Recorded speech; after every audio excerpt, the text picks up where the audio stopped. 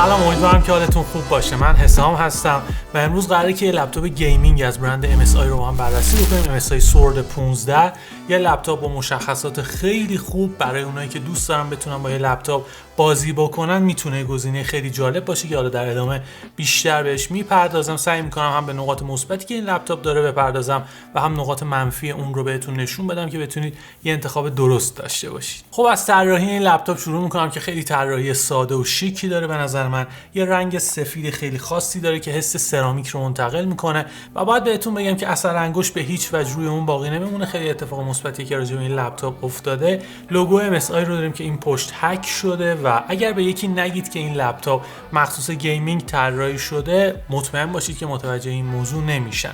لولا این لپتاپ رو با هم تست میکنیم ببینیم که با یک دست میتونیم اون رو باز بکنیم یا نه و به راحتی و زیبایی هرچه تمام این اتفاق میفته و تا 180 درجه میتونید اون رو باز بکنید. بهتون کمک میکنه که جای مختلف بتونید به راحتی با این لپتاپ کار بکنید. میرسم به صفحه نمایش این لپتاپ. یه مقدار قسمت پایینیش حاشیه زیادی داره که خب لوگو MSI هم اونجا هک شده. اون رو فاکتور بگیریم میرسیم به صفحه نمایش 15.6 اینچی این لپتاپ که رفرش ریت 144 هرتزی داره و واقعا برای گیمینگ خیلی گزینه خوبیه. روشناییش زیاد بالا نیست، نزدیک 260 نیته، ولی خب توی محیط داخلی مشکلی رو با اون نخواهید داشت. پنلش از نوع IPS LCD و توی تجربه‌ای که من باش داشتم میتونه رنگ‌ها رو به خوبی بهتون نشون بده. رزولوشن قابل قبول فول HD داره، میتونید انواع گیم ها رو به راحتی روش بازی بکنید و لذت ببرید از میزان جزئیاتی که توی اون صفحه نمایشتون وجود داره. و باید بهتون بگم که برای کارهایی که یه مقدار به دقت رنگی بالا نیازه، شاید بهترین گزینه‌ای که میتونید برید سمتش نباشه. از 63% فضای رنگی sRGB و 48% فضای رنگی Adobe RGB پشتیبانی میکنه که خیلی بالا نیست و برای کسایی که کار گرافیکی میکنن شاید بهترین گزینه‌ای که دارن نباشه. بالای همین صفحه نمایش هم یه وبکم قرار گرفته که یه سوئیچ امنیتی هم وجود داره که میتونید به راحتی اون رو غیر فعال بکنید. رزولوشن HD داره و خیلی کیفیت معمولی رو بهتون میده. کیفیت صدا و تصویر رو دارید توی وبکم MSI Sword 15 میبینید و به نظر من میتونست نویز تصویر یه مقدار کمتر از این باشه. بعد از صفحه نمایش میرسم به کیبورد این لپتاپ که به نظر من خیلی طراحی شیک و زیبایی داره. کی ترول قابل قبولی داره، یعنی اون عمقی که کلیدها طی میکنن به نظرم مناسبه. فونتش خیلی زیباست و این نامپد سمت راست کیبورد قرار گرفته که درسته نسبت به اون نامپدی که من توی لپتاپ های دیگه میبینم سایز کوچیکتری داره، ولی همین که هست خیلی عالیه و کارتون را میندازه و به نظر من بودنش خیلی بهتر از نبودنشه. اون پایین هم یه دونه ترک پد رو داریم که خیلی سایز بزرگی نداره ولی در عین حال خیلی نرم و روون و کار کردن باش لذت بخشه. میتونستن یه مقدار سایز بزرگتری رو براش انتخاب بکنن، البته برای لپتاپ گیمینگ خیلی هم مهم نیست این موضوع.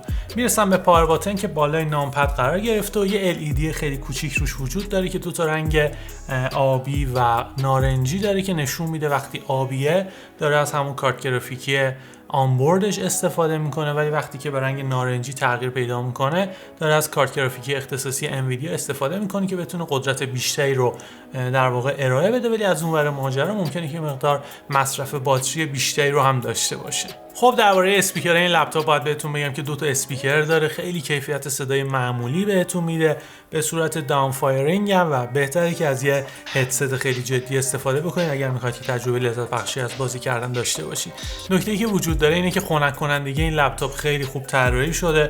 دو تا کانال پشت لپتاپ قرار گرفتن، یک کانال هم سمت چپش وجود داره که باعث میشه جریان هوایی خیلی خوبی رو تو این لپتاپ داشته باشیم. 6 تا لوله داره که به دو تا فن خیلی بزرگ متصل شدن و این اجازه رو بهتون میدن که به راحتی بتونید بازی‌های سنگین رو روی این لپتاپ اجرا بکنید بدون اینکه نگران باشید که خیلی دماش افزایش پیدا بکنه.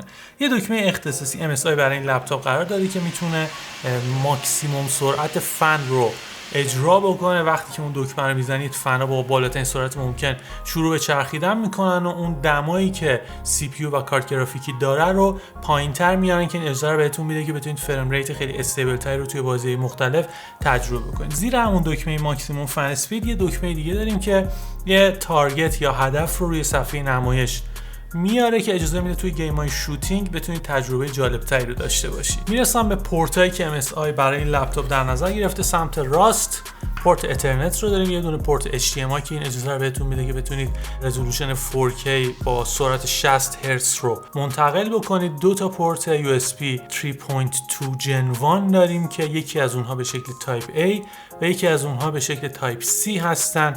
یه جک هدفون رو داریم که به صورت کمبو میتونید میکروفون رو هم بهش متصل بکنید. سمت چپ هم دو تا پورت USB تایپ A دیگه داریم که یکی از اونها USB 3.2 Gen 1 و اون یکی USB 2 معمولیه.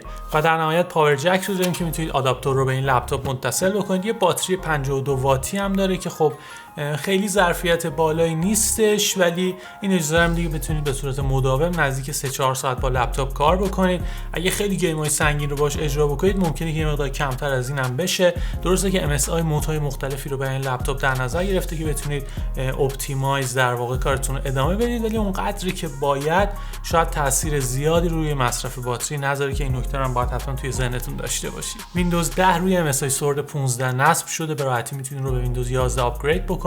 و درباره مشخصاتون باید بهتون بگم که CPU i7 11800H روی اون وجود داره که CPU خیلی خوبه، 8 هسته‌ای 16 رشته‌ای و توان پردازشیش تا 4.2 گیگاهرتز افزایش پیدا می‌کنه که به نظر من خیلی عالیه.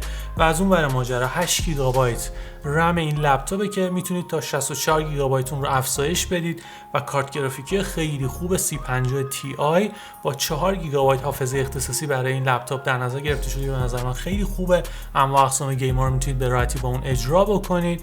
و البته یه SSD M2 NVMe 512 گیگابایتی که خب توی تستی که من داشتم نزدیک 1985 مگابایت بر ثانیه سرعت ریدشه و نزدیک 131 مگابایت بر ثانیه هم سرعت رایت این SSD.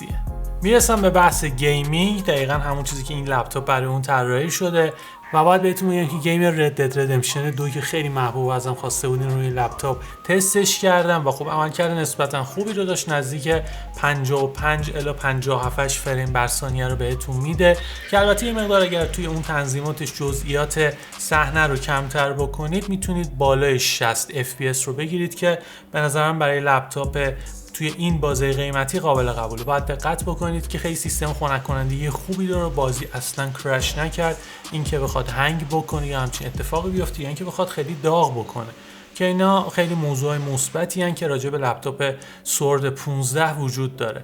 و در مورد کارت گرافیکی 3050 Ti باید بهتون بگم که 20% نسبت به کارت گرافیکی 3050 معمولی عملکرد بهتری رو داره و نزدیک 40% عملکردش نسبت به کارت گرافیک 1650 بهتره که خب این امکان رو بهتون میده که بازی‌های مختلف رو بدون اینکه دغدغه‌ای داشته باشید بتونید با این لپتاپ اجرا بکنید و ازش لذت ببرید. ممکنه بعضی از بازی‌ها روی بالاترین ستینگ ممکن قابل اجرا نباشن، ولی خب اینجوری هم نیست که نتونه یه بازی رو با فریم ریت قابل قبول اجرا بکنه. خب در نهایت باید بهتون بگم که این لپتاپ سورد 15 خیلی نظر من رو به خودش جلب کرد. خیلی لپتاپ خوش ساختیه. درسته که بدنه اون فلزی نیستش ولی خیلی کیفیت ساخت بالایی رو داره. من اون رو میتونم به همه اونایی که دوست دارن لپتاپ گیمینگ خوب تهیه بکنن پیشنهاد بکنم. البته نه فقط برای گیمینگ، اگر دوست دارید که به صورت حرفه‌ای ویدیو ادیت بکنید با رزولوشن 4K به راحتی این لپتاپ جواب میده. میتونید به راحتی توی تایملاینتون اسکرول بکنید بدون اینکه نگران باشید که اتفاقی میفته. یا حتی برای دانشجویایی که ممکنه با نرم افزار مهندسی سر و کار داشته باشن هم لپتاپ سورد 15 میتونه انتخاب خوب باشه. فقط اون دسته از آدمایی که همونطور که قبلا بهش اشاره کردم خیلی رنگ براشون اهمیت بالایی داره، دقت رنگی بالا، ممکنه که گزینه‌های دیگه هم وجود داشته باشه، ولی خب به نظرم خیلی انتخاب خوبیه. خیلی ممنونم که این ویدیو رو تا انتها تماشا کردید. امیدوارم که از دیدن اون لذت برده باشید. اگر این ویدیو رو از طریق پلتفرم یوتیوب تماشا می‌کنید حتما این کانال رو سابسکرایب بکنید، اون زنگوله کنارش رو هم بزنید. یادتون باشه که توی کانال یوتیوب ما میتونید ویدیوها رو با کیفیت 4K تماشا بکنید. خیلی ممنونم که نظر میدید، کامنت میذارید و امیدوارم که این اتفاق یه روند ادامه دار باشه. مرسی.